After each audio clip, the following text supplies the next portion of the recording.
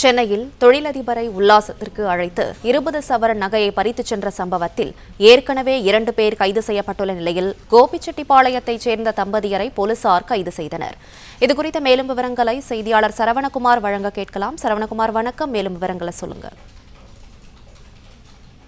சென்னை சோழம்பேட்டில் தொழிலதிபர் ஒருவரை கடந்த மாதம் 29ஆம் தேதி சார்லஸ் என்ற அந்த தொழிலதிபரை அவர் ஒரு மசாஜ் சென்டருக்கு சென்ற பொழுது அங்கே இருந்த பெண்ணும் அவருடன் இருந்த 2 ஆண் நபர்களும் சேர்ந்து அவரை தாக்கி அவரிடமிருந்து 20 சவரன் அவர் அணிந்திருந்த 20 சவரன் செயின், கையில் இருந்த பிரேஸ்லெட் உள்ளிட்ட 20 சவரன் நகைகளை பறித்துக் கொண்டதோடு அவருடைய செல்போனில் இருந்து ஜிபே மூலமாக 40,000 ரூபாய் பணத்தையும் பிரித்துக் கொண்டனர்.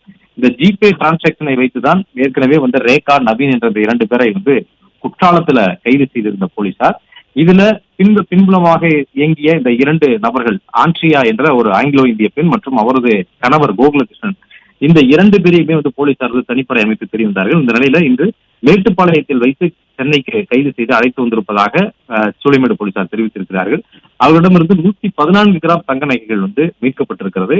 தொடர்ந்து அவர்களிடம் கைது செய்யப்பட்டவர்களிடம் விசாரணை நடத்தப்படுகிறது. இதே பாணியில தொழிலதிபர்களை இது போன்ற மசாஜ் சென்டருக்கு வரவழைத்து பலரிடம் இது போன்று கைவரிசை காட்டியிருப்பதாக போலீசாருடைய விசாரணையில தெரிய வருகிறது.